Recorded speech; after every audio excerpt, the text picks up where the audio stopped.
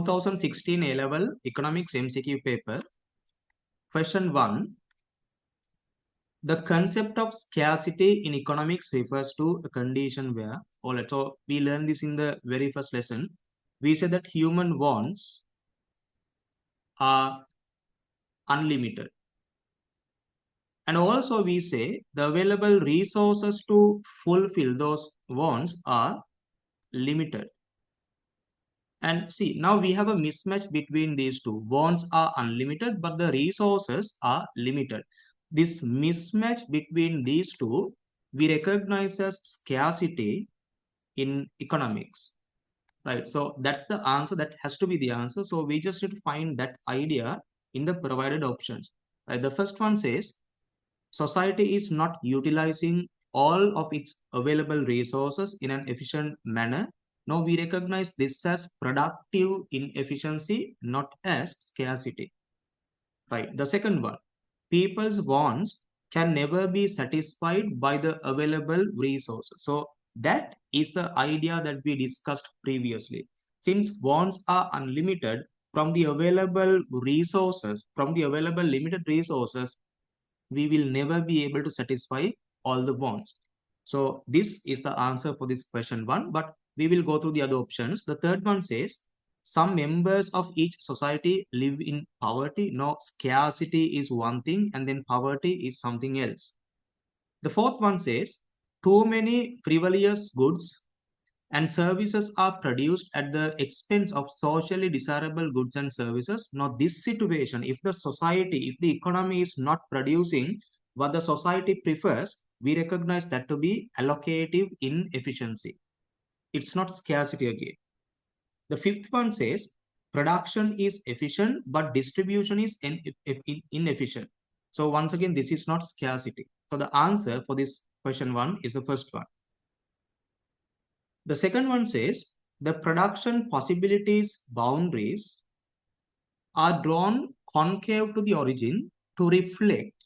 Okay, so we know that there are 3 different shapes of PPCs.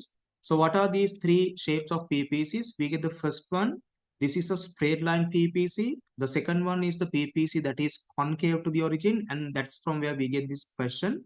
And the third shape is the PPC, which is convex to the origin. So if I ask you to tell me the simplest reason behind the differences in this shape, what's this reason? The simplest reason is about marginal opportunity cost, right? It has to be the marginal opportunity cost. And if this marginal opportunity cost is constant, if it is constant at any point, the PPC takes this straight line shape. And if MOC is gradually, if it is gradually increasing, then the PPC takes this concave shape to the origin. And if marginal opportunity cost is gradually decreasing, right, decreasing, the PPC takes this convex shape to the origin, right? Now, based on this, if you remember this, you will be able to find the answer for this question 2.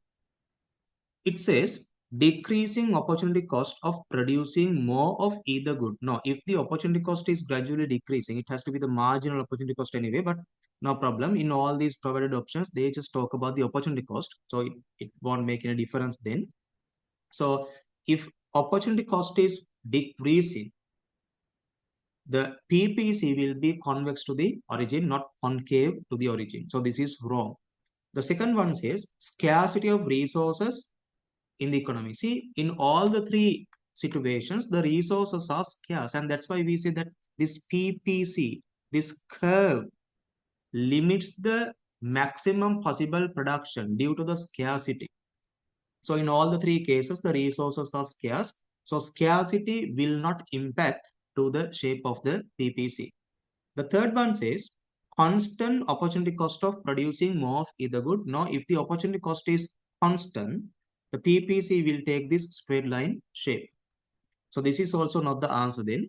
The fourth one, unfair distribution of resources in the economy. No, we can't represent this unfair distribution of resources in the economy by the shape of the PPC. We can't represent that.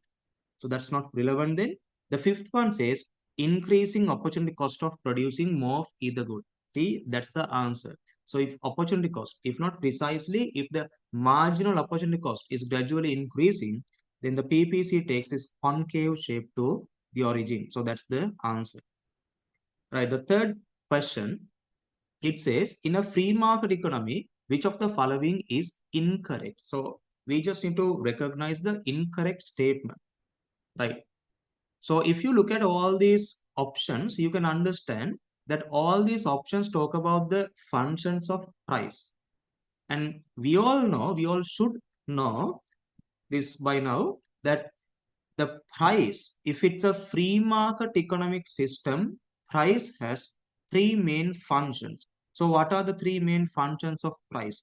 The first one we recognize as signaling function. The second one we recognize as incentive function. And the third one we recognize as rationing function, right? Rationing function. So what do we mean by this first one, signaling function? This simply indicates that price has the ability to provide information. Price has the ability to provide information to the decision-making units. And the second function, incentive function, this means the price has the ability to motivate or maybe demotivate the decision making units in the economic system. And the rationing function says that price helps to allocate these two. On one side, we say that price helps to allocate goods and services. And also we say that price helps to allocate even the factors of production. Right? So price helps to allocate these two, and that we recognize as rationing function of price in a free market economic system. All right. So always remember that in this question, the requirement is to select the incorrect statement. Right? Look at the first one. The first one says prices allocate resources. See, if you just look at this part, prices allocate resources, and that's about the rationing function. So up to this, I mean from the start up to this statement is correct and it talks about the rationing function. But look at the next part of the statement. It says prices allocate resources equally among the competing production sectors in the economy, which is totally wrong. Price does not help to allocate resources equally among the competing production sectors. The reason, this is how the price helps to allocate the production resources between the sectors. If in a particular sector, if the price of the goods is high, then the price signals to the producers to allocate more of the resources to produce that particular good. So if we say that it is this good X, then the price signals to the producers that we should or you should allocate more of the resources to produce this good X, because if other things are constant, if price is high, even the profitability is high. And all these producers get motivated by the profitability. So they will increase the allocation of resources to produce this good X. And if all other things being equal, if the price of this good Y is low, if the price is low, then these producers, the rational producers, will allocate less amount of resources just to produce this good Y. The reason, they are driven by profitability. So if profitability is low, they will not allocate so many resources to produce that good Y.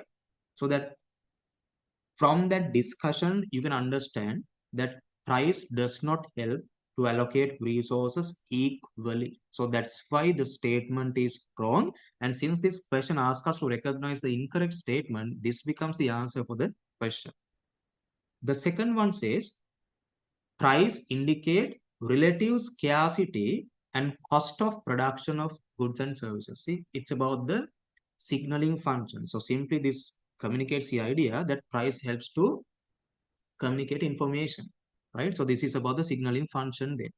The third one says relative price changes are a determinant of firm's profits and therefore encourage or discourage production. So see, this is about the incentive function. I told you that price can motivate or maybe demotivate the decision making units in the economy. So this talks about that. So this is also something that price can perform, right? This is a function that price performs. The fourth one, prices are measures of consumer willingness to pay for goods and services. See, once again, the prices communicate that the consumer is willing to pay this much for this good. So it's about the information function, if not signaling function. The fifth one, price signals to consumers how much they must sacrifice in order to obtain the commodity, which is once again signaling function. Right. So answer is the first one because that's the only incorrect statement. Right. Now look at this fourth one. In the fourth one, it says, in a competitive market with no externalities, allocative efficiency would exist if prices equal to, okay, so generally we say if marginal benefit is equal to the marginal cost, right? In this given situation, the economy achieves allocative efficiency. And we also have discussed this thing that this marginal benefit is presented by the price of the good, right? Marginal benefit is presented by the price of the good. If so, if price is equal to the marginal cost of the production, and at that given situation, if the economy produce whatever that quantity, at that given situation, we say that the economy achieves allocative efficiency, right? So that's the idea. So what needs to happen? The prices must be equal to marginal cost. If not, generally, the marginal benefit must be equal to the marginal cost. All right. So we'll go through the options. The first one says total prices equal total cost in all markets. No, it's not the total cost. It's about the marginal cost. So this is wrong there. The second one, marginal revenue in all markets. No, the price, if not the marginal revenue, both are same. In a price එක marginal revenue වලට එක obviously කොහොමත් they are equal if it's a perfectly competitive market. මේ දෙක කොහොමත් equal. ඒතකොට additionally වෙන්න ඕනි දේ තමයි price must be equal to the marginal cost. ඒක කොහොමත් වෙන්නේ නැහැ. That will happen only at one point. ඒතර ඒ point එක හොයාගන්න එක තමයි අපි කරන්න ඕන. And then third one, prices equal to marginal cost in all markets. See, once again, that's what we discussed. So that is the answer for this question 4. In the fourth option says prices equal to average variable cost in all the markets. No. The last one says the prices equal to the value of marginal product. Once again, there's no meaning for this last one. So the answer for this question 4 is the third one. Right, now look at this fifth one. The question says the term human capital refers to.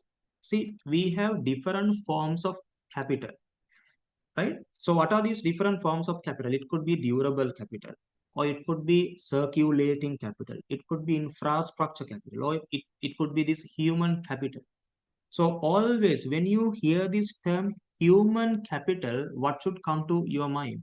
It's about, human capital is about knowledge, or it's about skills or expertise. It's about expertise possessed by individuals. Always human capital refers to knowledge, skills, expertise possessed by individuals, right? So that's the answer that we need to find. The first one says the term human capital refers to labor resources used to produce capital equipment. So see, there's no meaning here. The second one, human capital refers to buildings and machineries. Not totally wrong. Buildings and machineries belong to durable capital. The third one, the skills and knowledge endowment of labor force. Once again, that's the answer. See, that's what we discussed earlier. Human capital is about knowledge, skills, and expertise of individuals. So the third option says the same thing. So that's the answer. The fourth one, entrepreneurship and risk-taking ability. So simply that's about entrepreneurship, not about human capital. And the fifth one says labor force employed in the health and education. See, there's no meaning. There's no meaning. All right, look at this sixth question now. Potential output is, okay, we just need to find a proper definition for this potential output. So what are the synonyms for this potential output? A synonym is production possibility. What is it? Production possibility and potential output. Those are synonyms. If not, that is the level of output that is presented to us by the PPC of that given economy. So how do we properly define this production possibility if not this potential output?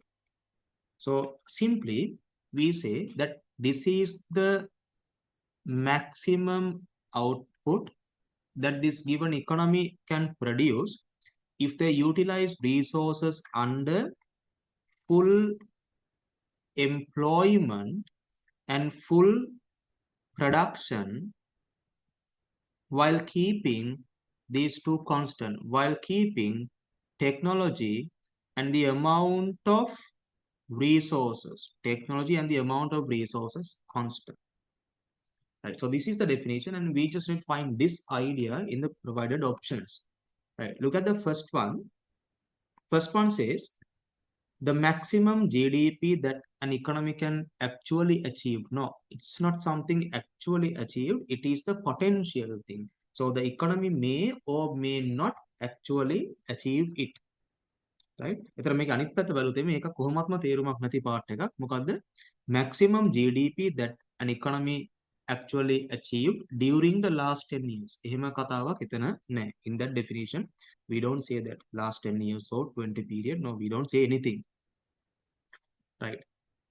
The second one says potential output is achieved during periods when all of the labor force is employed in tradable goods producing sector. See, there's no meaning for that. The third one says a goal that can never be achieved. No, that is something achievable. Potential output is achievable. So that's totally wrong.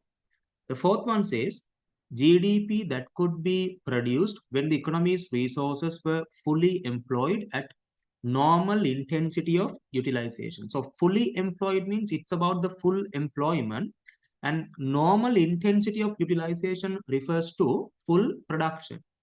So simply this says GDP that could be produced when the resources are utilized under full employment and full production, and 100% true. That's what we earlier discussed. So the answer for this question is the fourth one, but we will go through the fifth option as well. The fifth option says GDP that could be produced when the economy's resources were fully employed at a maximum intensity of utilization. See that now? In the previous one, we say at a normal intensity of utilization. And in the fifth option, it says at a maximum intensity of utilization. So what's the difference between this normal intensity of resource utilization and the maximum intensity of resource utilization? What's the difference? And which one we really recognize as the full production? Remember, if it is the full production, it's always the normal intensity of utilization. And what do we mean by that? Okay, let me explain that in terms of labor, right? In terms of labor resources. Right, now just think that there is this textile business. They just sell garments, ready-made garments. And the normal working hours for their workers is 7 a.m. to, let's say, 6 p.m. Or maybe let's say 9 a.m. to 6 p.m. So this is their normal working hours. Right. Getting the maximum from these workers, laborers, during this time, we recognize as full production. Getting the maximum output from these workers or the laborers during this time if not during their normal working hours, we just recognize as full production. And that's the meaning of this normal intensity of utilization. So this is our normal intensity. The laborers are working normally from 9 a.m. to 6 p.m. But I hope that you remember during seasons, maybe April season or maybe December season, these shops are open, let's say from 9 a.m. to 12 p.m. 9 a.m. to 12 p.m. See, the workers, if not the laborers, are working their maximum capacity. If not, simply they work overtime. Can they continue this for months? They won't. I mean, it's not something sustainable. But working during their normal working hours, that is something sustainable. They can do it for years, and people do it for years. But if we ask people to work from 9 a.m. to 12 p.m. for years, will that happen? No. So that's why I'm telling you that this is not sustainable. But somehow this situation, if we get the maximum from the workers for extra hours, we recognize that to be maximum intensity of resource utilization. I mean, in terms of labor, right? So that is the maximum intensity of resource utilization. And what happens if we get the maximum intensity of resource utilization? Temporary, the economy may be able to achieve a level of output outside their PPC. And this situation, achieving a level of output outside their PPC, temporary, right? We recognize this as positive output gap, right? Then this gap between the potential output and the actual output, this gap we recognize as the positive output gap. So to conclude the idea, right, full production refers to normal intensity of resource utilization. And what do we mean by that? The laborers are working their normal working hours. And if it is maximum utilization, intensity of utilization of resources, it's about we get the maximum production from the laborers for extra hours, and that's not something sustainable. We can't do this for years, but this is something possible to do for a very short period. And if that happens, the economy may be able to produce at a point outside the PPC. And if that happens, the gap between the potential output and the actual output we recognize as the positive output gap. Right. So that's the idea, the complete idea. So somehow for this question 6, answer has to be the fourth one, because if it is the full production, it's about the normal intensity of utilization. Right. So I hope that you understand that. So come to the 7th question. In the 7th one, it says, suppose X is an inferior good and sold in a competitive market.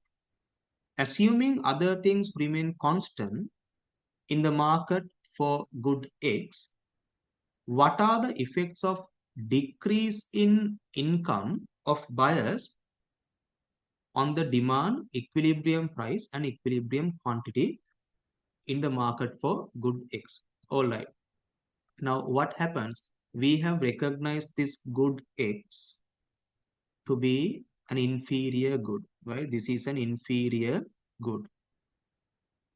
And then the consumer's income decreases. So income decreases. And if it is an inferior good, right? If it is an inferior good, when demand decreases, when income decreases, what happens to the demand? Demand should increase. Remember, it's not the quantity demanded. I'm not referring to the quantity demanded. I'm referring to the demand. So when income drops, demand increases. So let me just draw the relevant graphs and explain this to you. So this is the demand curve for the time being, and this is the supply curve. right? This is a supply curve. And when income drops, demand for the good increases. So this is our new demand curve.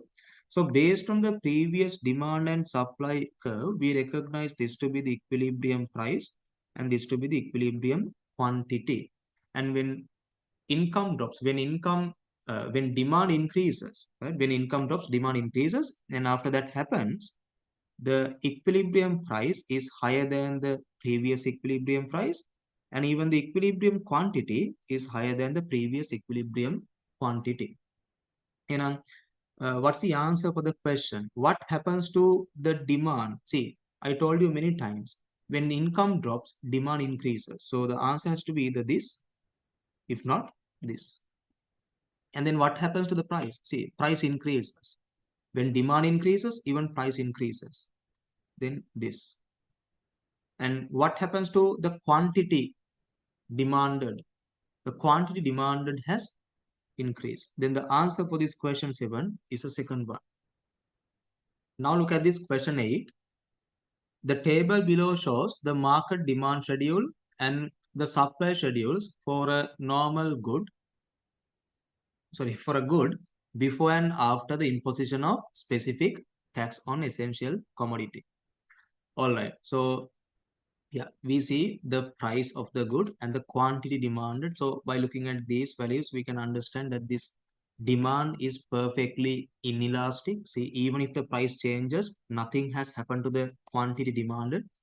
The reason is demand has to be perfectly inelastic. Okay, so somehow when price increases, as we normally expect, even the quantity supplied has increased, and this is these are the quantities supplied before tax, and here we get the quantities supplied after tax. Okay, then by giving this data set, what do they ask us to recognize? What was the tax per unit of output? Okay, per unit tax. All right, so if you get a table like this, finding this per unit tax is very much easy, and this is all you need to do. Just pick. Now in this case, I'm randomly picking this 20. So before the tax, right? Before the tax, to provide a quantity of 20, the suppliers expected rupees 12. If they received 12 rupees, they could supply 20 units. But after imposing the tax, to supply that same quantity, the same amount, 20, they expect rupees 14. Earlier, they were able to supply 20 units for rupees 12, but now to supply that same quantity, they expect rupees 14. Why is that? Because in the middle, there is this tax, and the supplier needs to pay that tax to the government before he takes money into his pocket. Right. එහෙනම් මෙතන වෙන්නේ මොකද්ද? After tax, the supplier collects rupees 14 from the market, right? Then they pay a certain amount as the tax to the government, and the remainder goes into his pocket. එතකොට දැන් එහෙනම් tax එක කීය වෙන්න ඕනේද අපි එහෙම හිතුවට පස්සේ? දැන් 14 market එකෙන් අරගත්තාම එයා කීයක tax එකක්ද එහෙනම් government එකට ගෙවනවා ඇත්තේ? මොකද එතකොට එයාට අර 12 වලට කලින් දීපු quantity එකම තාමත් දෙන්න පුළුවන්. එහෙනම් මෙයා tax එක විතර ගෙවනවා ඇත්තේ අනිවාර්යෙන් just 2 rupees. මොකද see, he collects 14 from the market, he pays the tax of rupees 2 to the government, and the balance is 12. See, if the person receives 12 rupees, now he can provide 20 units. This much easy, right? This much easy. And our answer is what? What is the answer? The tax is just 2 rupees. Look at the 9th question now. The price elasticity of demand for a ballpoint pen is -3. When the price of a ballpoint pen is rupees 25, quantity demanded is 300 pens. How much will be demanded when the price falls to rupees 20? Okay. So how do we find this answer? As I believe, we can easily develop the demand equation based on these data. So let me first write the value of PED. Price elasticity of demand is -3, and when the price is rupees 25, the quantity demanded is just 300, and the question asks us to recognize the quantity demanded at the price rupees 20. So this is the value that they ask us to recognize. So how do we do this? Very easy. So you just need to take this PED equation, and using this PED equation, you can find the slope of the demand curve. I mean, you can find the value of B in the demand equation. So how do we do that? PED is -3, B is unknown, and that's what you try to find. Price is 25 and QD has to be 300, and that is given to us in the question. So the value of B, -3 into 300 over 25. So B is equal to minus, so this is 4 into 3, 12, 12 into 3, 36. B is -36.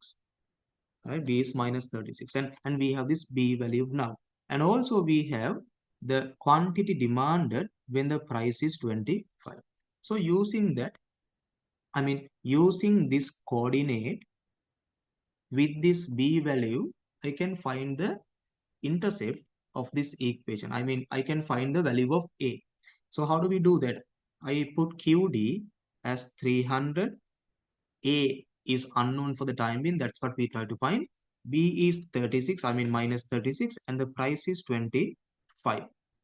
Right. So when you do this calculation, A minus 36 into 25 will be 900. Right? This will be 900. So that when you take it to the other side, A becomes 1200. Now you have the B value here. Also, you have the A value here. So with the help of these two values, you can develop the demand equation properly. So the demand equation goes as 1200 minus 36 into P. And what's our task? The task is to find the QD value when the price is 20. So just replace P in this equation with 20. You get 1200 minus 36 into 20, that is 360. Yeah, that is 720. Yeah, 720. So 1200 minus 720 will be 480, right? 480. That's the answer. So QD is 480. All right, so you can find it in the fourth option. Right, look at the 10th one now. 10th one says the market supply curve for some good or service would shift to left. Okay, very easy. So let me first send all of these to the other side of the board. Right, so here they just talk about a leftward shift of the supply curve, and we all know the supply curve gets shifted to the left side only when supply decreases, right? Only when supply decreases. So that from these provided options, we just need to recognize the one which may cause for a reduction in supply, not the quantity supplied, but the supply. Alright. එහෙනම් අපි බලමු කොයි එකෙන්ද supply එක අඩු වෙන්නේ කියලා. First one, technology improves. ඒක ඉතින් ඕනි කෙනෙකුට තේරෙනවා when technology improves, supply increases, not that it decreases. The second one, the prices of inputs fall. See the now, prices of inputs, which is the cost of inputs, right? Prices of inputs means the cost of inputs. And what happens to the cost of inputs? It decreases. See, when cost reduces, supply increases. Enisa, there will be a rightward shift of the supply. Enisa, this is also not the answer, right? This is also not the answer. From the first one, supply increases. Even from this one, supply increases. The third one, the prices of inputs increase. See the now, the opposite of the previous one. we can say the cost of inputs increases, and when the cost increases, what happens to the supply? Supply decreases, and as a result, the supply curve gets shifted to the left side. So this is the answer for this 10th one. But the fourth one, we'll read that technology improves and the prices of inputs අර දෙකම combine කරලා තියෙන්නේ. ඉතින් එතකොට supply එක again it will increase. Technology improves and the prices fall. And so supply will increase. And more suppliers enter to the industry. See, number of suppliers get increased so that even the supply increases. In අනිත් හැම එකේම වෙන්නේ supply increase වෙන එක. But only from this third one, supply decreases. And when that happens, supply curve gets shifted to the left side. Right. The 11th one. Look at the 11th one. The supply curve of a good is given by the following equation. Okay. දැන් ඔයා දැක්කම මේක නිකන් අමුතු supply equation එකක් වගේ පේනවද? එහෙම එකක් පේනවා නම් අවුල්. මේකේ කිසිම අමුත්තක් නැහැ. දැන් අපි දන්න supply equation එක මොකද්ද? අපි දන්න එක තමයි QS equals A plus B into P. But what is given to us here? S වෙනකොට X දුන්නට ඒක අපි බය වෙන්නේ නැහැ. එහෙම සීන් එකක් අපි හිතන්නේවත් නැහැ. That is ignorable. එතන QS equals ඒකලු දීලා තියෙනවා 6 into P කියලා. එතන you may think what happened to this value of A? See, tell me what has happened there. The value of A is 0. It must be 0, and that's why it's not written, because no point of writing this 0 in this equation. If the value of A is 0, then no point of writing that. So yeah, A value, I mean the intercept has to be 0, and that's why it's not printed there. So what does this mean? This means the supply curve starts from the origin, not from the quantity axis, not from the price axis. The supply curve should start from the origin. දැන් අපිට එනම් මේක දිහා බලලා ඔය ටික හිතා ගන්න පුළුවන්. ඉතින් ඔය ටික හිතාගත්තා කියලා කියන්නේ ආන්සර් එක nothing කියන එක. Right, look at this one. Where QS is the quantity supplied and PX is the price of the good X. Okay, by giving all this, what do they ask? What can be deduced from this equation regarding the price elasticity of supply? See that now? Nothing. If the supply curve starts from the origin, what's your comment on price elasticity of supply? That has to be unitary elastic. If not, PES has to be 1. That's our comment. And that is there in the second option. So no point of reading the other options here. Right, we'll move to this 12th question.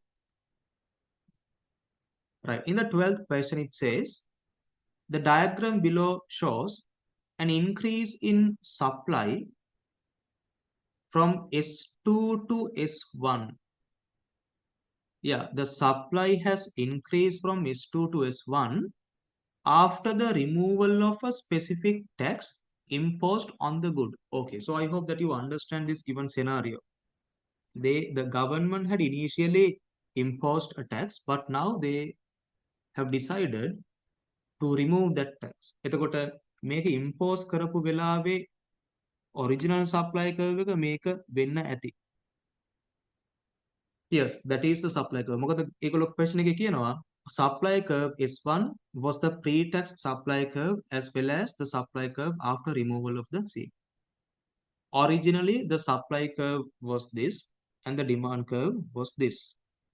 And the government, later on the government imposed a tax. As a result, the supply curve shifted to the left side.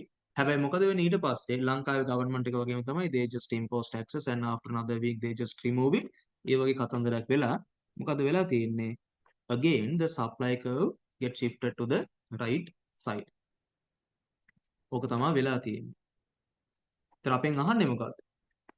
I hope that this is readable. What effect does the removal of the tax have on tax revenue and consumer expenditure? Okay, shape එකේ අපි කියව ගත්තා. So the question asks us to recognize the impact on tax revenue and the consumer expenditure when the tax is removed. දේවල් දෙකක් තියෙන නිසා let me copy this diagram.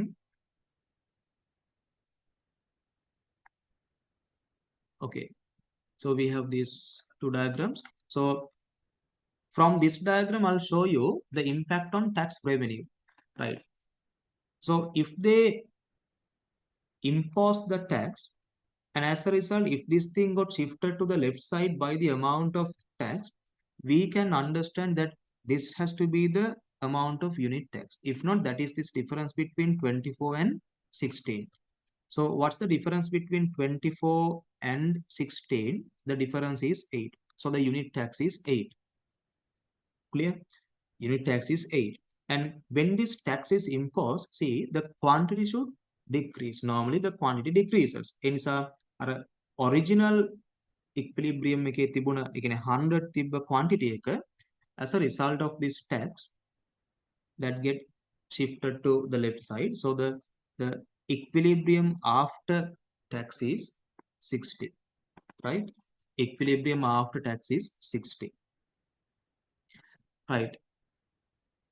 Now you just need to calculate the tax revenue earned by the government in the previous situation. So how much they earned? The per unit tax is 8, and after the tax equilibrium quantity was 60. So 8 into 60, I mean this gap should represent the tax revenue. So how much is that? That is 480. And as a result of removing this tax, what happens to this tax revenue earned by the government? Tax revenue get decreased by 480, right? Tax revenue get decreased by 480. And then we need to recognize the impact on consumer expenditure after removing the tax. Okay. The initial, I mean, with tax, the price got increased to 24. So at the price rupees 24, the consumers were willing to purchase only 60 items. So how much is their total expenditure then? That total expenditure is presented by this region. The total consumer expenditure is presented by this region. So let me write here, consumer expenditure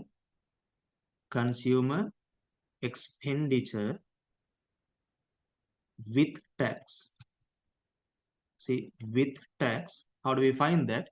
That is 24 multiplied by 60. So when you multiply 24 with 60, you receive the answer 1440. 1440.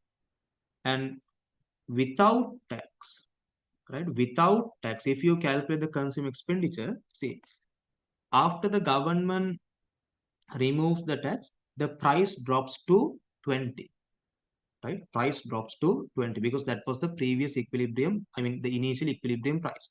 So price again drops to 20, and when the price drops to 20, the consumers are willing to purchase 100 units. Now, how much is their total expenditure now? That is the region shaded in green color.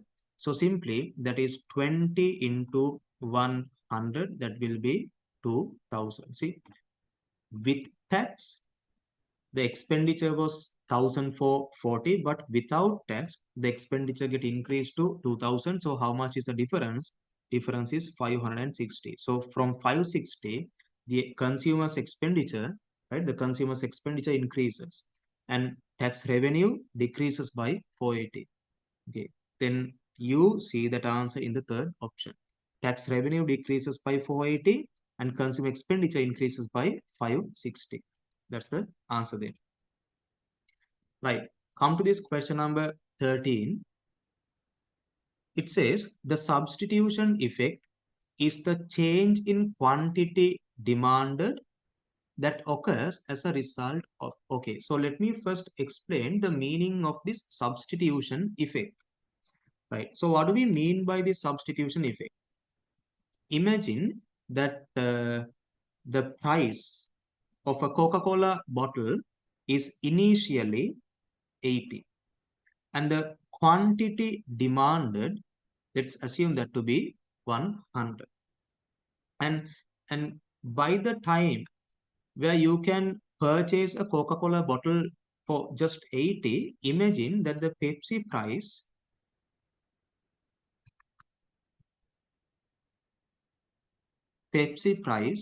was 100.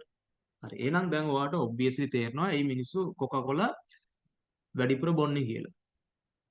මොකද the price of the relative price of Coca-Cola is low, so that the consumers who were trying to purchase Pepsi moved to Coca-Cola because the relative price is very much lower, right? And now imagine that when other things remain constant, I mean even when Pepsi price remain constant, right? Even now the Pepsi price is 100. Not only the Pepsi price, all the other factors except the price of Coca-Cola remain constant. So when these things remain constant, the price of a Coca-Cola bottle get increased to rupees 110. Now what happens? Now Pepsi becomes relatively cheaper. The relative price of Coca-Cola increases. And as a result, consumers move from Coca-Cola to Pepsi. So that what happens to the quantity demanded of Coca-Cola? That get decreased. ඔක තමයි වෙන්නේ. එහෙනම් මම මේක conclude කළොත් මේ වෙච්ච දේ conclude කළොත් අපි ලියන්නේ මෙන්න මෙහෙමයි. Price of the considered good, let's say, changes.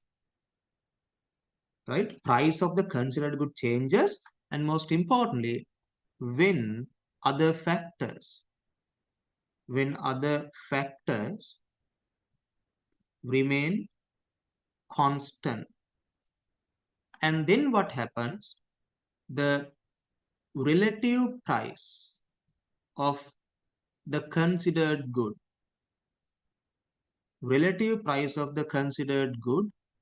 changes. Monkey calling Coca-Cola was relatively cheaper, but now Pepsi is relatively cheaper. If not, now Coca-Cola is relatively expensive. So either way you can take it. Okay, so somehow here, this is what I wrote. Relative price of the considered good changes. And then what happens? Consumers, when the relative price changes, consumers move from one good to another. Consumers move from one good to another, and then quantity demanded of the considered good changes. So this is what happens. This is a sequence, right? This is a sequence. So this is what will happen. Okay. Now let's go back to the question. In the question it says, the substitution effect is the change in quantity demanded that occurs as a result of, okay, the first one says a change in relative price here with other things remain constant. Yes, when the relative price changes, when all other things remain constant, the consumers move from one good to another, and as a result, the quantity demanded will change. So this is, yeah, fair. Can accept. The second one,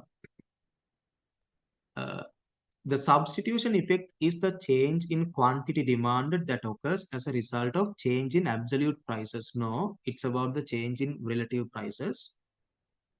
Third one says changing relative prices, yes, with money income held constant. Not only the money income, everything remain constant. මෙතන කියන්නේ simply other things remain constant, but here it says in the third option it says only the money income held constant. No, that's wrong there. That's incomplete. The fourth one says a change in real income when relative prices are held constant. No, that's completely wrong. The fifth one says a change in money income. No, the change in relative price. Then from the provided answers, we just need to accept this to be the correct answer. But even this is somewhat incomplete. But from the 5, this is the one that we can select. Right, look at this 14th question now. In the 14th one, it says,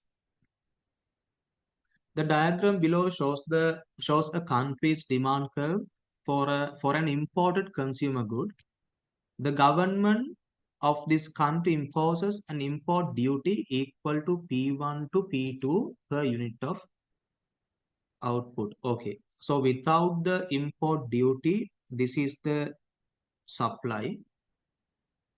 And with the import duty, the price increases so that the new price in the market is P2.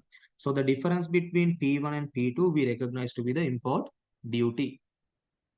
Okay, by giving these data, what do they ask us to recognize? Which areas of the diagram measure the resulting loss of consumer surplus and the resulting gain in government revenue? So somewhat similar to the previous question that we discussed. By the government removes the tax, the government has imposed a tax. Okay. So what happens as a result of imposing this tax? The quantity demanded drops from, let's say, from this point to this point. So that this is the new quantity demanded. Yes, the unit tax, the import duty is P1 to P2, and that unit tax is imposed on how many quantities? That is imposed on this much of quantities in this region covered by the letter B. If not, this region labeled as this region B shows the tax revenue, and that's the easiest one to recognize. So the government tax revenue will be the region presented by B. So either this or this has to be the answer. The next part, so we recognize the government tax revenue, and the next part is to recognize the changes that happen in consumer surplus. If it is the consumer surplus, that is the region below the demand curve, above the market price, up to the quantity traded in the market, right? Consumer surplus is the region below the demand curve, above the market price, up to the quantity traded in the market. So if you look at the consumer surplus, before imposing this import duty, right? This is how we recognize that. That has to be the region below this demand curve. Okay, so that has to be region below this demand curve and above the market price. So before imposing this import duty, the market price was just P1. So above this, below the demand curve, up to the quantity traded in the market. So before the import duty, the quantity that got traded in the market was this much. Insa make quantity කට වෙනකන් demand curve එකෙන් යට market pricing උඩ. එහෙනම් consumer surplus, right? Consumer surplus before the tax is the region presented by ABC. So let me write ABC. And what's the consumer surplus after imposing this import duty? Once again, the region is same. I mean, the definition is same. The definition of the region is same. It has to be the region below the demand curve, above the market price. See that now, with the import duty, the market price rises to P2. So above this price, below the demand curve, up to the quantity traded in the market. So with this import duty, the quantity that is traded in the market get limited only up to this. In a method region below the demand curve, above the market price. So that is the region presented by this letter A, right? A. In the question asks us to recognize the resulting loss of consumer surplus. So what happens? The consumer surplus reduces from the region B and C. It reduces from the region B and C. Yeah, see that now. That is the reduction in consumer surplus, and B is the gain in tax revenue. So answer for this question is the fifth part. Right, now look at this 15th question. This says the diagram below shows market demand curve for a product. Okay, so we see the demand curve. And then it says, assume that the supply is perfectly elastic. So very much similar to the previous question that we discussed. So even here, the supply is perfectly elastic. And the price of this product is initially P1. Okay, if the price is initially P1, this is the initial supply curve, right? This is the initial supply curve. So let me recognize this as S1. If the price increases from P1 to P2 due to a tax levied on this product, the excess burden of the tax. Okay, so the first thing that you need to understand, when the tax is imposed, the price increases, so that we can recognize this to be the second supply curve, if not the supply curve after tax. And when they ask you to recognize the excess tax burden, this excess tax burden is simply the dead weight loss, right? You need to recognize the dead weight loss as a result of imposing this tax. Okay, so I'll do this step by step so that everyone will understand this properly, right? So we'll do it in the normal way. Let me prepare a table to recognize the consumer surplus, producer surplus, and the government revenue and the deadweight loss before and after government intervention happens, right? So this is for the change, and this is how we have recognized this in our theory classes as well. Okay, the first thing is I'm going to ignore, for the time being, I'm going to ignore the letters that they have allocated for each point, and I'm going to put my own set of letters. So let's recognize this to be this region A and B. This is C, this is D, this is E, this part is F, and that's enough here. Okay, now looking at this diagram, you just try to recognize the consumer surplus before tax is imposed. So always my definition for the region is this. That is the region below the demand curve, above the market price, up to the quantity traded in the market. So which region shows the consumer surplus then? See, before the tax is imposed, this is the market price of the product. So the region above this, below this demand curve, up to the quantity traded in the market. See, before tax, Q3 is the quantity traded in the market. So that this entire triangle shows the consumer surplus. So we can write A, B, C, D, E, F. All the letters, right? We can simply write all the letters. A, B, C, D, E, F. So that's the consumer surplus before imposing the tax. And what do you think about the producer surplus? What do you think about the producer surplus? If it's a typical demand curve and a typical supply curve, see what happens.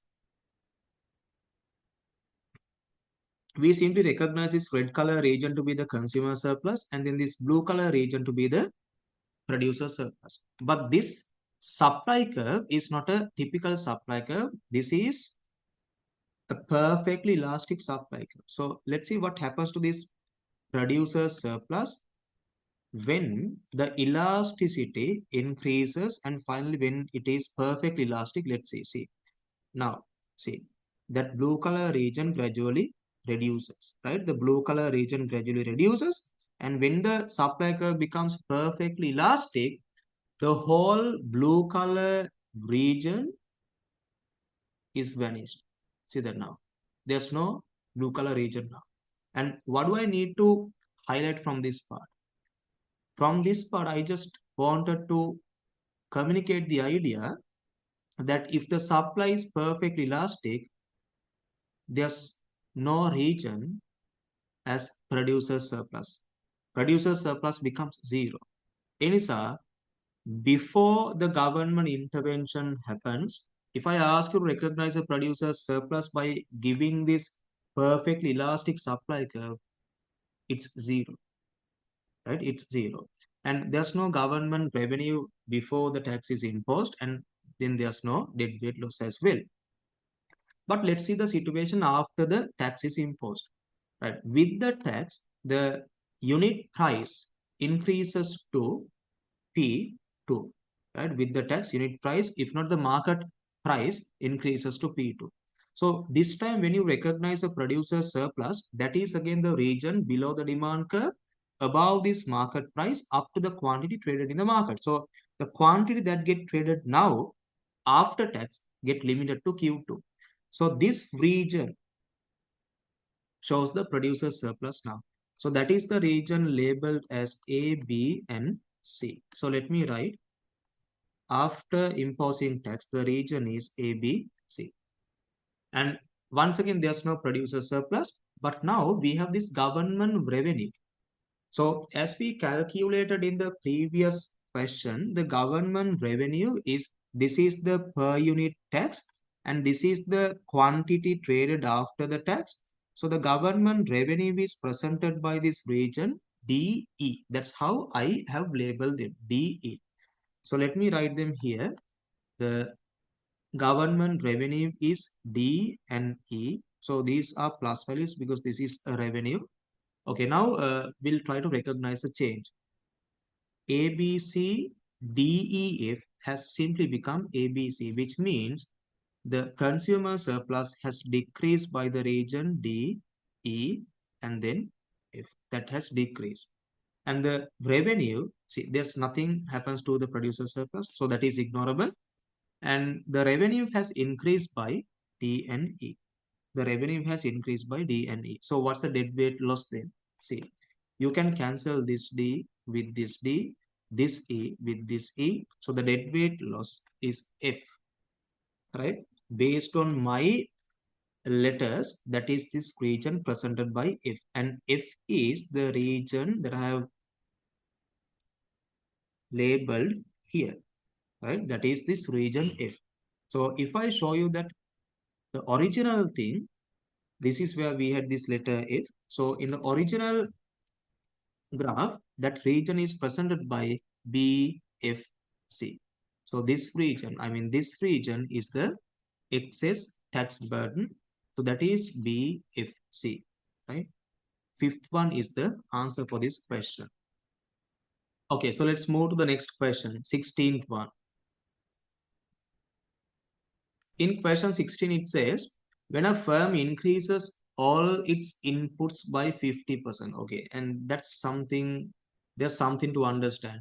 So if the question tells us that this firm increases all of the inputs, the firm must be operating in the long run. So that's the first thing that you need to understand. So in the long run, all the inputs become variable inputs so that they can change them. So what happens in this firm, since they are operating in the long run, they increase the inputs by 50%, and the percentage change in inputs, that's 50%, and the output increases by 40%. See, the percentage change in output is just 40%. If not simply, the percentage change in inputs is greater than the percentage change in output. So if I ask this question, is this a favorable situation? This is not that favorable. The output has increased somehow. Yes, true. But the percentage increase of output is lower than the percentage increase of inputs. So this is not that much favorable to the firm. Okay. Anyway, what do they ask us to recognize? This situation is illustrated as the law of, okay, so simply, if this is the long run, in the long run, the relationship that exists between inputs and outputs is given by the law of returns to scale, right? The law of returns to scale. So if you have that answer here, you can select it. But as you see, the first one says diminishing returns. No, that is related to the short run. The fifth one says again marginal returns, even that is related to the short run. And there's no meaning for this variable proportions thing. And now you have only two options. The first one is decreasing returns to scale, and the fourth one is, the second one is decreasing returns to scale. The fourth one is increasing returns to scale. See, what is the situation? The percentage change in inputs is greater than the percentage change in output, which is somewhat unfavorable. So that we recognize specifically as decreasing returns to scale. So the answer for this question 16 is a second one. Right, the 17th one. 17th one says, in the price range below the minimum average variable cost. Okay, minimum average variable cost means the minimum AVC. In the price range below this minimum AVC, a perfectly competitive firm's supply curve is. Okay, so simply, how do we recognize the supply curve of a firm in a perfectly competitive market?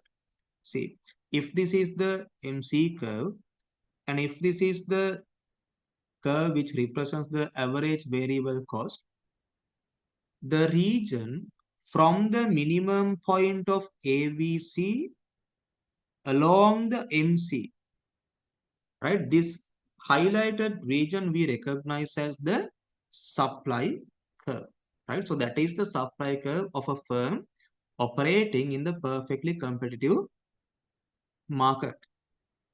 What do they ask us to recognize? In the price range below the minimum average variable cost. Okay, so this is the minimum average variable cost. So on this side we get the quantities, and here we have the prices, and this is the minimum AVC, prices or the costs. We can have both, right? So in the price range below this minimum AVC, okay, see this now. If this is, let's say, 25, 50, and if this is 75, in the price range below the minimum AVC means when the price is 25, or maybe when the price is 50. They ask, a perfectly competitive firm's supply curve is. Okay, there's no supply curve at all. Below the minimum price of AVC, there's no supply curve at all. The reason the supply is zero. එනිසා ඔයා මේකට එකක් ඇන්දොත් කොහොම හරි ඇන්දොත් මෙන්න මෙච්චරයි වෙන්නේ when the price is 25, the quantity supplied will be 0. When the price is 50, the quantity supplied will be again 0. So even if the price is 74, the quantity supplied will be 0. එනිසා මේකට අපි සාමාන්‍යයෙන් අඳින්නේ නැහැ, but if we draw a supply curve, that supply curve will take this shape. See then, this is the shape. What is the shape then? That is vertical at the quantity 0, because it doesn't matter how much is the price. If the price is below the minimum AVC, the supply is 0. So that, see, from here to here, this is the shape of the supply curve. It fits to the y-axis. If not, it's vertical at the quantity 0. That's how we find this second answer. Vertical at 0 output, right? This is vertical at which output level? At 0 output level. So that's the answer, right? But if we go through the other options, the first one says horizontal at the market price. Horizontal at the market price means, see, if it is horizontal at the market price, if the market price is 25, the firm must be willing to supply any. Because the horizontal can be shape. So the firm must be willing to supply any quantity at this price 25, at the market price 25, and that doesn't happen. Third one, supply curve is same as the firm's marginal cost curve.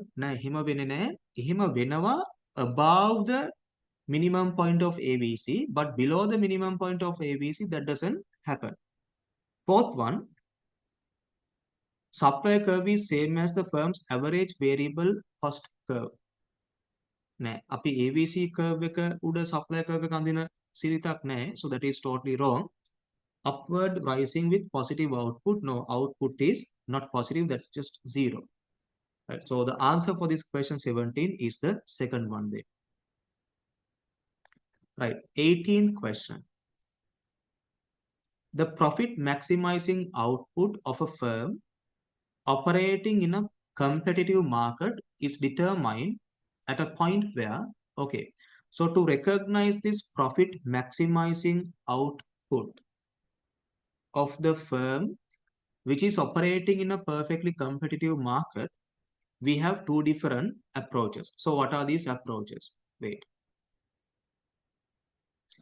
The first approach is this total revenue, total cost approach. So total revenue and total cost approach.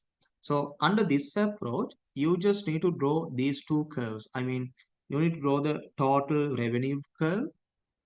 Also, you need to draw the total cost curve. Right? This is the total cost curve.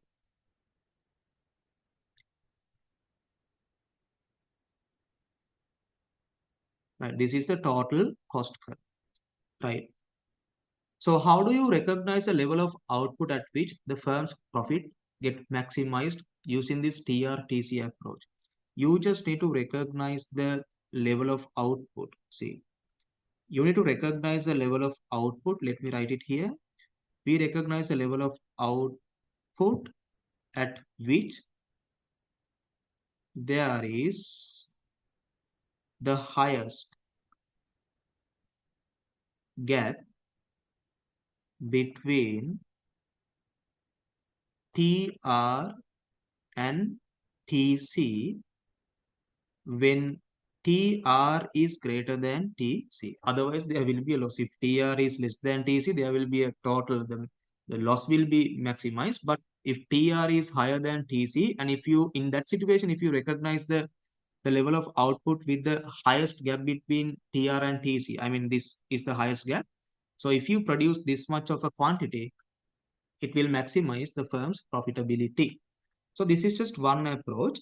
The other approach is this marginal revenue and marginal cost approach, MR and MC approach, right? MR and MC approach. So based on this approach, how do you recognize the profit maximizing level of output?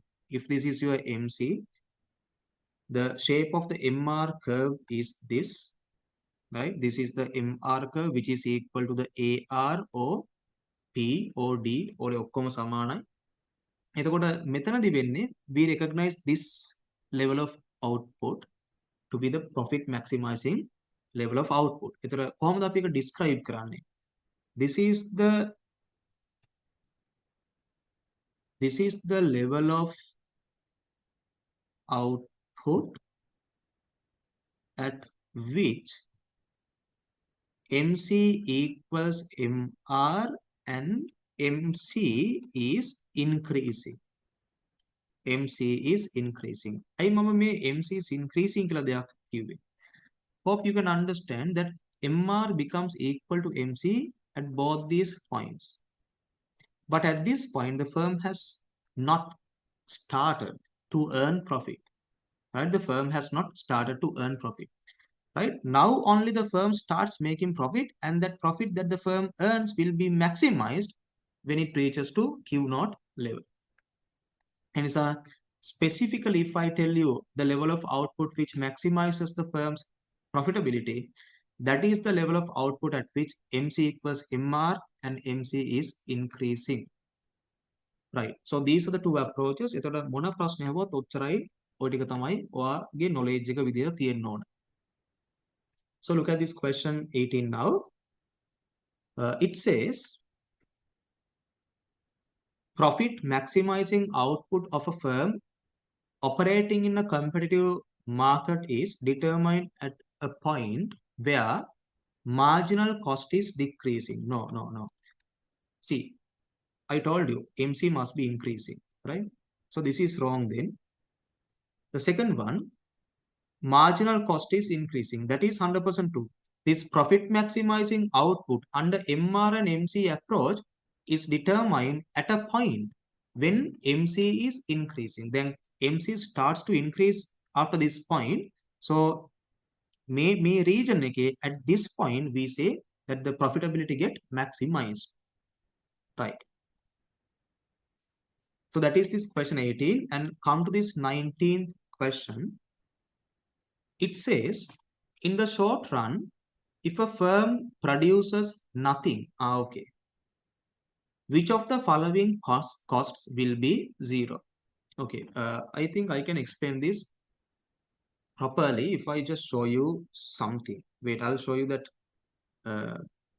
table, then you will understand everything.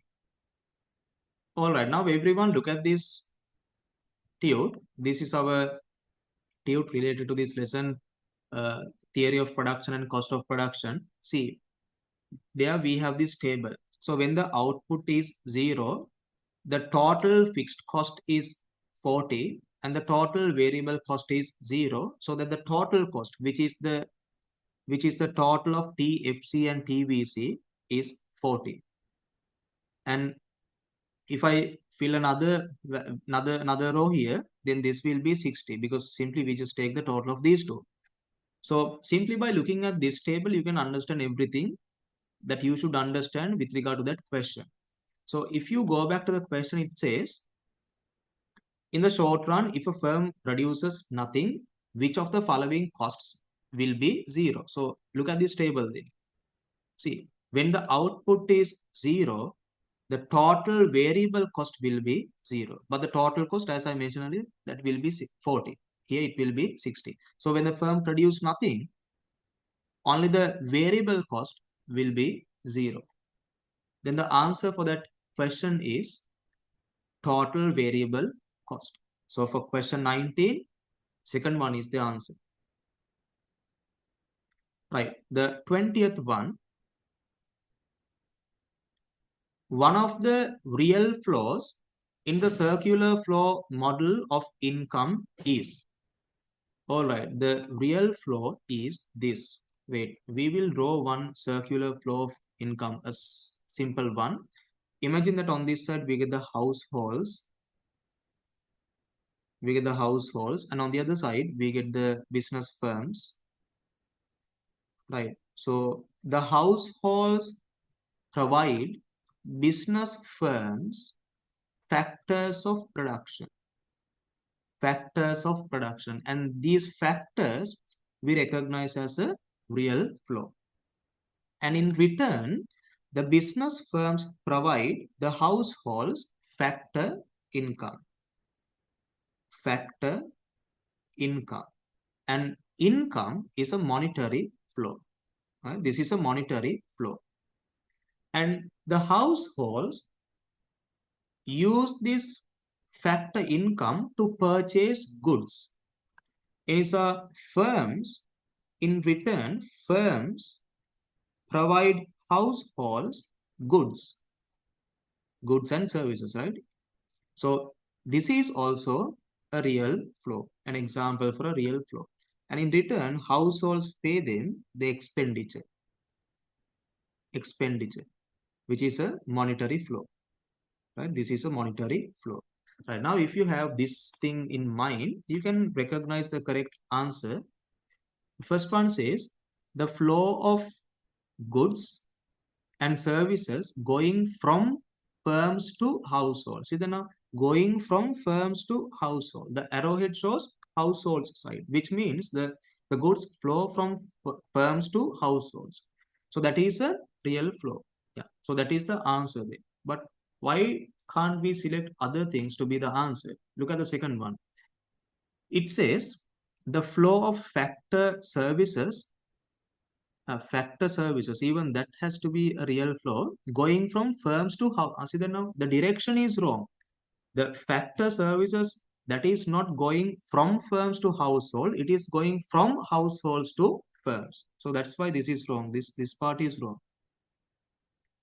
The third one says the flow of goods and services, once again up to this the thing is correct, going from households to firms. See, once again it has to be the opposite.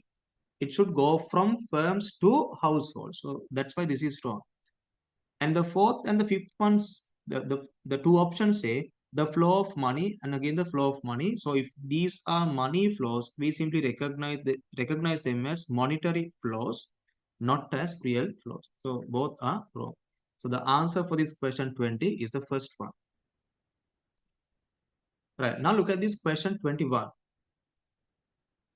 Suppose in a given country, the general level of prices has risen in the past year, but production of goods and services has remained constant. Okay, these are two things. The general price of the product has risen means the price level. right? Price level has increased. Price level has increased.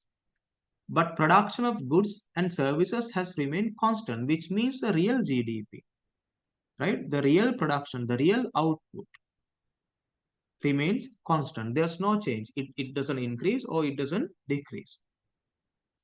And then based on this information, which of the following is correct?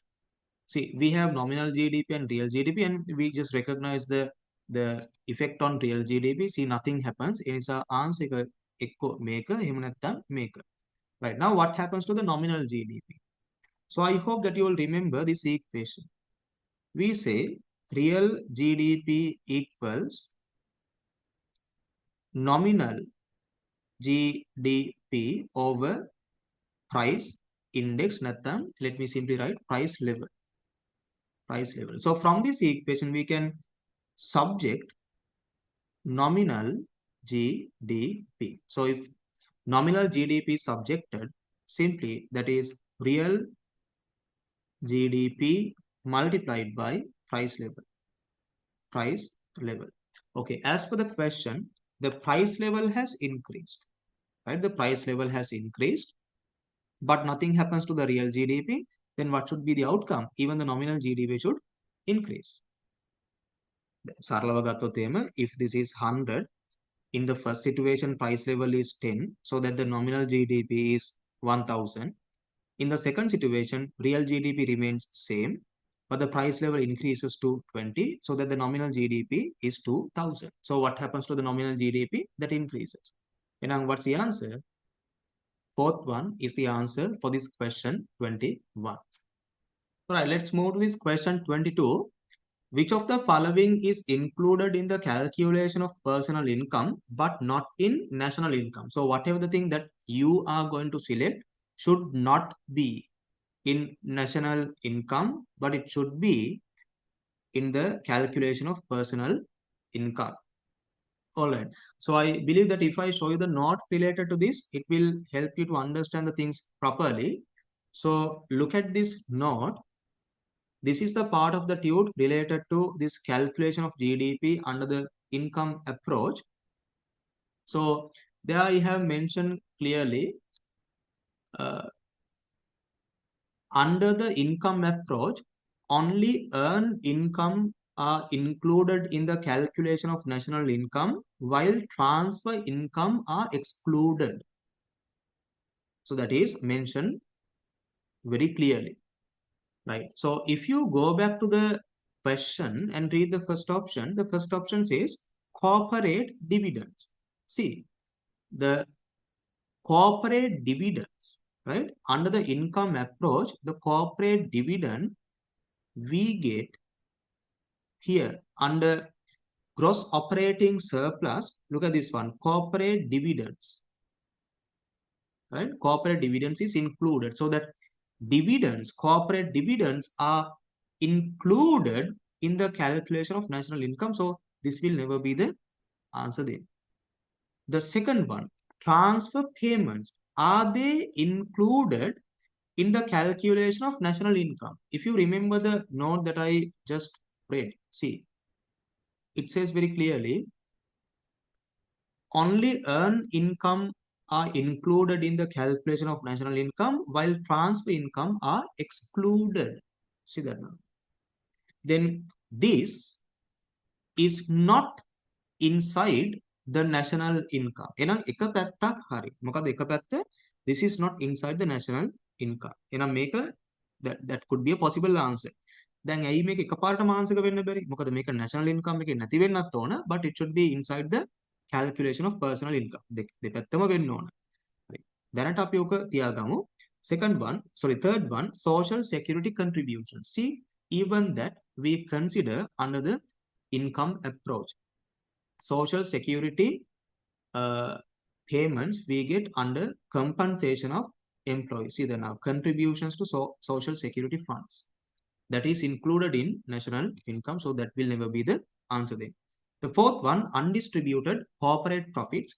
Ekat atana wa dekka.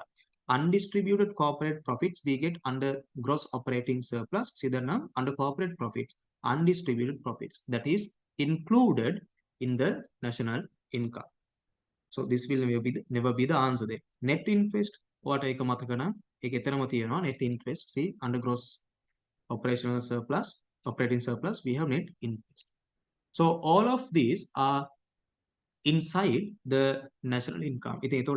Obviously make answer, but wait, I'll show you the relevant note. The note related to the calculation of personal income. Whether what 100% sure that we consider that in the calculation of personal income. See, the calculation of personal income, right? Calculation of personal income. See, it says pension income and other government transfers. If you take the two, if you just recognize these two generally, those are transfer payments, if not transfer incomes. And we consider those when calculating the personal income. Then answer is this. For sure, this is the answer because this is not included in the national income and also it is included in the calculation of personal income. You saw them, you saw everything. So that this is very much clear now. Right. So let's move to question 23. In question 23, it says, assume that in a simple economy, the aggregate consumption function is C equals 250 plus 0.75 into Y and investment is I equals 450. The equilibrium level of income in this economy is, okay. So we know that at the equilibrium, Y will be equal to, the aggregate income will be equal to the aggregate expenditure. And if it is a simple economy, this aggregate expenditure only consists of C plus I. And C is given to us as 250 plus 0.75 into Y. And I is an autonomous expenditure, so that is just 450. Right. So let's simplify this to find this Y, if not to find the equilibrium level of national income. So Y is equal to 250 plus 450 will be 700. So 700 plus 0.75 into Y. So you take this plus 0.75 into Y to the other side and make it minus. So Y minus 0.75 into Y equals 700. So this is 0.25 into Y equals 700. Then Y is equal to 700 over 0.25. So 700 divided by 0.25 will be 2800.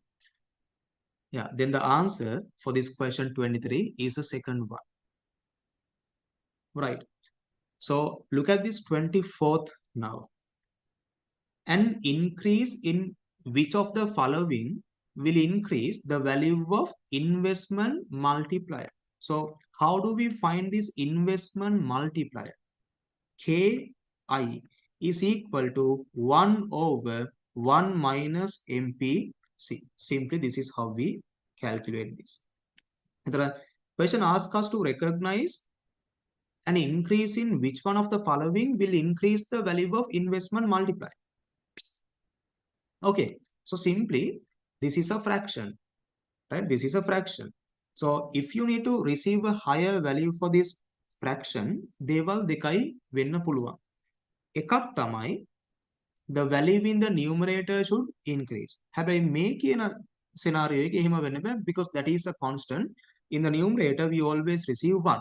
එනිසා මෙතන වෙන්න පුළුවන් එකම දේ තමයි the value you receive for M1 minus MPC. If not, simply the value you receive in the denominator should decrease. එතකොට KI නැත්නම් investment multiplier එකේ value එක වැඩි වෙනවා. Very simple. එහෙනම් මම මේක වෙනමම ගත්තොත් this 1 minus MPC. How do you receive a lower value? Now we should receive a lower value for this 1 minus MPC, then only this KI will increase. When do you receive a lower value for 1 minus MPC? ඒක අඩු වෙන්නේ if MPC is high. If MPC is high, 1 minus MPC will be low. What මම කියන එක තේරුම් නැත්නම් no problem, wait, I'll explain. we will take two values for MPC. Right? Just imagine that I take the first value as 0.2. If so, how much is 1 minus MPC? That is 0.8. Then if so, what's the value of Ki? Because Ki is equal to 1 over 1 minus MPC, which is 1 over 0.8. So 1 over 0.8 will give us 1.25. So the value of the investment multiplier is 1.25. Now let me assign a higher value for MPC, 0.9. If MPC is 0.9, 1 minus MPC is 0.1. So 1 over 1 minus MPC is 10. See that now. The value of investment multiplier has increased when the value of MPC increases. Simple as that. So with that idea in mind, let's go back to this question 24. An increase in which one of the following will increase the value of investment multiplier? Then what's the answer? The answer is this fourth one, the marginal propensity to consume, if not MPC. When it is increased, the value of the investment multiplier Ki will increase, and we discussed that. Right, 25th question. Look at this one. It says, which one of the following represents an injection into an economy's circular flow of income? Okay, so this is something very simple. If it is about the injections, let me show you all the injections that is there in an economy. If it is an open economy, right, investment is an injection, government expenditure is an injection, even the export is an injection. And on the other side, what are the withdrawals? Savings is a withdrawal. Taxes is a withdrawal. Even imports is a withdrawal. So these are the all injections, and these are the all withdrawals in an economy, in an open economy. Right. So the question asks us to recognize which one of the following represent an injection. Okay. The first one, deficit in trade balance. See, they have not given us this thing directly. Instead, they say there is a deficit in trade balance. If there is a deficit in trade balance, what happens? The import expenditure must be greater than exports. Again, in our equation, the value you receive for export must be lower compared to the value you receive for imports. Then withdrawals must be greater than injection. So this doesn't show us an injection because withdrawals is greater in this given case. Right. The next one, look at the next one. It says government budget deficit. If there's a budget deficit, what do we mean by that? If there's a budget deficit, see, budget deficit, which means the government expenditure is greater than the tax revenue. If not, in other words, if you receive this much as the tax, the government expenditure is very much higher than that. So if you look at the relative size of the withdrawals and the injections part is greater than the withdrawals. So the net outcome will be an injection. So this one is a possible answer for this question 25. But we will go through the other options as well. The third one says an increase in net taxes. Ethara net taxes කියලා කියන්නේ මොකක්ද? But I'll write it here. Net taxes. Net taxes equals taxes minus transfers. See, taxes increase when net taxes will increase. And taxes increase when withdrawals will increase in that economy, not injection. So this will never be the answer there. The fourth one, retained profits of private companies. Retained profit කියලා කියන්නේ වෙන විදිහට ගත්තොත් එහෙම savings. So if savings get increased, withdrawals will increase, not injection. So this is not the answer. The fifth one says household savings. See, I explained that if savings get increased, withdrawals get increased, not injections. So the only possible answer for this question 25 is the second one.